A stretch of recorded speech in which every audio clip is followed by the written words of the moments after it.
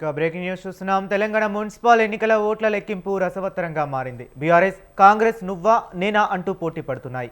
ఇబ్రహీంపట్నం మున్సిపాలిటీలోని 12వ వార్డులో బీఆర్ఎస్ అభ్యర్థి తిలోక్ విజయం సాధించారు. అలాగే 11వ వార్డులోనూ బీఆర్ఎస్ అభ్యర్థి గెలుపొందగా 15వ వార్డులో కాంగ్రెస్ అభ్యర్థి సరిత గెలిచారు. అలాగే మేడ్చల్ జిల్లా అలియాబాద్ మున్సిపాలిటీలో 19వ వార్డులో గెలిచిన అభ్యర్థి గురకా కుమార్ గెలుపొందగా, మెదక్ జిల్లా రామాయంపేట మున్సిపాలిటీలో 10వ వార్డులో బీఆర్ఎస్ అభ్యర్థి మద్దెల మాధవి 39 ఓట్ల మెజారిటీతో గెలిచారు. ఇటు సంగారెడ్డి జిల్లా గడ్డపోతారం మున్సిపాలిటీలో 12 వార్డులకు గాను 10 వార్డుల్లో బీఆర్ఎస్ అభ్యర్థులు విజయం సాధించారు. ఒకటి కాంగ్రెస్ విజయం సాధించగా మరొకటి ఇతరులు గెలుపొందారు.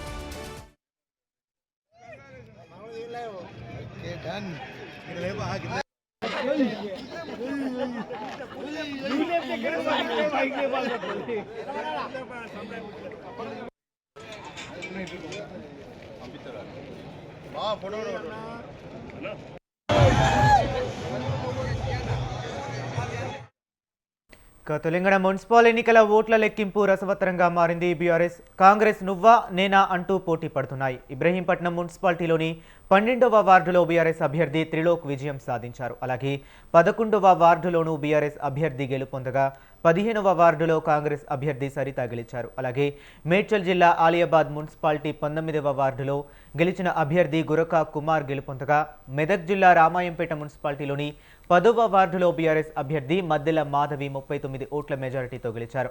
సంగారెడ్డి జిల్లా గడ్డపోతారం మున్సిపాలిటీలో 12 వార్డులకు గాను 10 వార్డుల్లో బీఆర్ఎస్ అభ్యర్థులు విజయం సాధించారు. ఒకటి కాంగ్రెస్ విజయం సాధించగా మరొకటి ఇతరులు గెలుపొందారు. ఇక ఇదే అంశం గురించి మరింత సమాచారాన్ని మా కరెస్పాండెంట్ ములుగు నుంచి శ్రీనివాస్ అందిస్తారు. శ్రీనివాస్, చెప్పండి. మున్సిపాలిటీ ఎలక్షన్లు అయితే కాంగ్రెస్ పార్టీ అయితే దుందుకి మోగించుతుంది. ఎందుకంటే ప్రతి చోట కూడా చైర్మన్ అభ్యర్థుల్ని కైవసం చేసుకునే ప్రయత్నం చేస్తే ములుగు వచ్చేసి 14 వార్డులు ఇప్పటి వరకు ఫలితాలు వెలువడగా దాంట్లో 10 స్థానాలని కాంగ్రెస్ పార్టీ కైవసం చేసుకుంది. 2 ఇండిపెండెంట్స్, 2 బీఆర్ఎస్ పార్టీ అయితే కైవసం చేసుకోవడం జరిగింది. అదే భూపాలపల్లి విషయానికి వస్తే మాత్రం అక్కడ బీఆర్ఎస్ పార్టీ, కాంగ్రెస్ పార్టీ 2 నువ్వా నేనా అనే ధోరణిలో కొనసాగుతున్నాయి. బీఆర్ఎస్ పార్టీకి 4 వస్తే కాంగ్రెస్ పార్టీకి 5 వచ్చింది. ఇండిపెండెంట్, ఒక బీజేపీ కూడా ఒకటి కారు తెరవడం జరిగింది. ఇక్కడ ములుగు ప్రాంతానికి వస్తే మాత్రం బీజేపీకి ఇంతవరకు ఒక కారు తెరవని పరిస్థితి అయితే నెలకొంది. అదేవిధంగా ఇదే నేపథ్యంలో ఉమ్మడి జిల్లా వ్యాప్తంగా చూసుకుంటే నరసంపేట మున్సిపాలిటీ ఫలితాలు మాత్రం 12 వార్డులకు గాను 4 వార్డులకు సంబంధించిన వివరాలు ఇప్పుడైతే వెలువడ్డాయి. దాంతో పాటు 10వ వార్డులో బీఆర్ఎస్ పార్టీ అభ్యర్థి తుమ్మల కరుణ 54 ఓట్లతో మెజార్టీతో గెలిచింది. అదే విధానికి వస్తే హన్మకొండ జిల్లాలోని పరకాల మున్సిపాలిటీకి వస్తే అక్కడ కూడా 6, 9, 4, 10 వీటిలో కూడా బీజేపీ ఒక దాంట్లో బీజేపీ 3 ప్లేసుల్లో గెలవడం జరిగింది. కాంగ్రెస్ 1, మిగతాది 17వ వార్డు అయితే రీకౌంటింగ్ చేయడం జరుగుతుంది. హరీష్, ఓకే శ్రీనివాస్, అలాగే ములుగంటనే ప్రత్యేకంగా చెప్పాలి మావోయిస్టులు సంచరిస్తున్న ప్రాంతం అని కూడా చెప్పవచ్చు దగ్గరలో. ఈ సమస్యాత్మక ప్రాంతంలో కేంద్రాల వద్ద ఎటువంటి భద్రతా చర్యలు చేపట్టారు? అయితే రెండు జిల్లాలు కూడా ఛత్తీస్గఢ్, ఇటు మహారాష్ట్ర, గచ్చిరోల్ ఈ ప్రాంతానికి ఆనుకొని మావోయిస్టు అనుసంధానంగా ఉన్న ప్రాంతం అయితే చెప్పుకోవచ్చు. దీనికి అటు భూపాలపల్లి ఎస్పీ సంకీర్త్ గాని, ఇటు ములుగు ఎస్పీ సుధీర్ కకిన్ తన అనుచరగా అంటే సిఐఎల్ స్పెషల్ పార్టీలని టోటల్ పోలీస్ యంత్రాంగాన్ని అయితే మూడంచెల విధానంగా కట్టుదిట్టం చేసిండు. ఎక్కడ కూడా అవాంఛనీయ ఘటనలు జరగకుండా పోలీస్ సిబ్బంది అనుక్షణం సీసీ కెమెరాల నీడలో చూసుకుంటూ ఎక్కడ కూడా ఏం జరిగినా కూడా క్షణాల్లో చేరే విధంగానైతే పోలీస్ యంత్రాంగం అయితే కట్టుదిట్టమైన ఏర్పాట్లు చేయడం జరిగింది హరీష్. ఓకే, 123 కౌంటింగ్ కేంద్రాల వద్ద లెక్కింపులు జరుగుతుంది. ఏ పార్టీకి గెలిచే అవకాశాలు ఎక్కువగా కనిపిస్తున్నాయి? ఇప్పటి వరకైతే ఎక్కువగా అయితే కాంగ్రెస్ పార్టీకే ఎక్కువ మన మున్సిపల్ చైర్మన్ పీఠాలు అయితే గెలుచుకొని ఉంది. అదే మన తొర్రూరులో మాత్రం అనూహ్యంగా యశస్విని రెడ్డికి ఎదురు దెబ్బ దాఖలని చెప్పుకోవచ్చు. అక్కడ మాత్రం బీఆర్ఎస్ పార్టీ చైర్మన్ పీఠాన్ని కైవసం చేసుకుంది.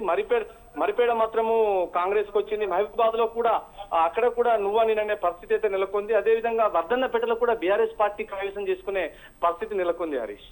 ఓకే శ్రీనివాస్, అలాగే బీఆర్ఎస్, కాంగ్రెస్ మరియు బీజేపీ మధ్య ప్రధాన పోటీ ఉన్న నేపథ్యంలో కౌంటింగ్ కేంద్రాల దగ్గరకు ఆయా పార్టీల కార్యకర్తలు భారీగా వచ్చే అవకాశం ఉంటుంది. ఈ నేపథ్యంలో అక్కడ అధికారులు ఎటువంటి అవాంఛనీయ సంఘటనలు చోటు చేసుకోకుండా ఎటువంటి భద్రతా చర్యలు చేపడుతున్నారు?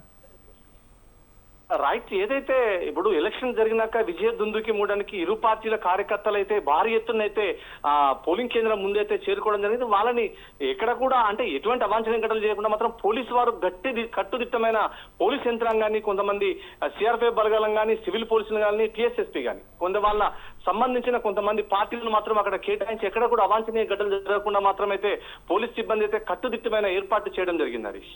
ఓకే శ్రీనివాస్, అలాగే పోస్టల్ బ్యాలెట్స్ ఫలితాలు ఎన్నింటికి వచ్చే అవకాశం ఉంది?